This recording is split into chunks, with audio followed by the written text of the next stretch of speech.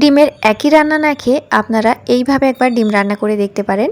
সব কিছুর সাথে অপূর্ব লাগে খেতে। শুধু তাই নয়, রান্নাটা একদম তাড়াতাড়ি হয়ে যায়। রাত্রের ডিনার থেকে সকালে ব্রেকফাস্ট, লাঞ্চ সব কিছুতে খেতে পারবেন। তো আমি এখানে 4টে ডিম নিয়েছি। ডিমটাকে ভালো করে লবণ পানিতে সেদ্ধ করে নিয়েছি। ডিমের খোসাগুলো ছাড়িয়ে আর একবার ধুয়ে 2 ভাগ করে কেটে নিলাম। আপনারা এই ডিমগুলো সুতো দিয়েও কাটতে পারেন, খুব ভালোভাবে কাটা হয়। যাই হোক, এবার এই ডিমের ওপরে সামান্য করে একটু লবণ, একটু লাল লঙ্কার গুঁড়ো আর একটু হলুদের গুঁড়ো ছড়িয়ে দেব। আর লাস্টে দিতে হবে একটু বেসন। আপনারা এখানে ভুট্টার গুঁড়োও দিতে পারেন।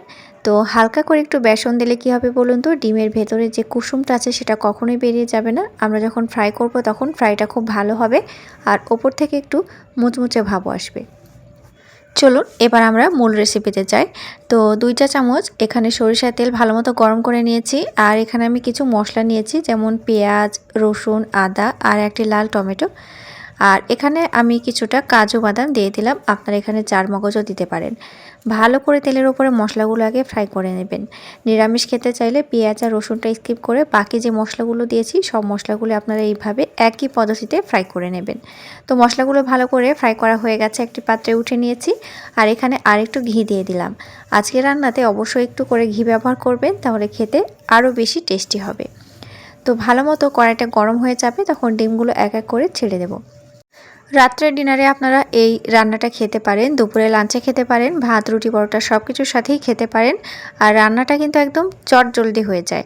তো দেখুন বন্ধুরা, এক এক করে সব ডিমগুলো দিয়ে দিয়েছি। এক পিঠ হয়ে যাবে তখন আরেক পিঠ ভালোভাবে উল্টে দেব।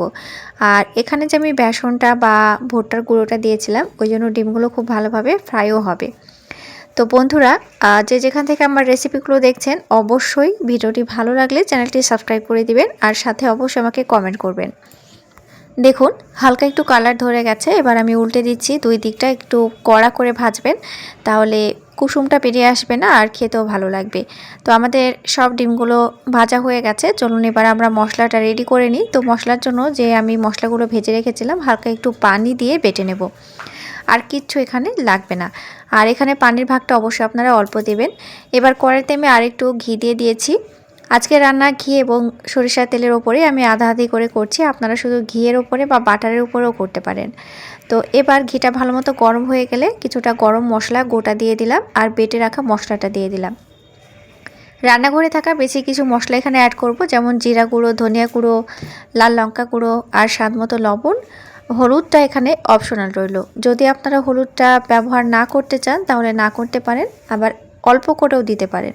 তো আমি খুব সামান্য করে একটু হলুদ ব্যবহার করেছি, তবে খুব বেশি এখানে হলুদ ব্যবহার করলাম না। আর আজকের রান্নাটা আপনারা কখনোই কাঁচা মশলার উপরে করতে যাবেন না, ঠিক মশলাটাকে এইভাবে আগে ভেজে নেবেন। দেখুন সুন্দর একটা ক্রিমি ভাব চলে এসেছে মশলার ভেতরে। আর এবার আমরা মশলাটা কিন্তু অল্প করে কষাবো। মশলাটা একদম পুড়িয়ে কষানোর দরকার নেই। গ্যাসের আঁচটা একদম মাঝারি থেকে লো আঁচে রাখবেন। এবার আমি উপর থেকে যে ভেজে রাখা ডিমগুলো ছিল সেই ডিমগুলো দিয়ে দিলাম।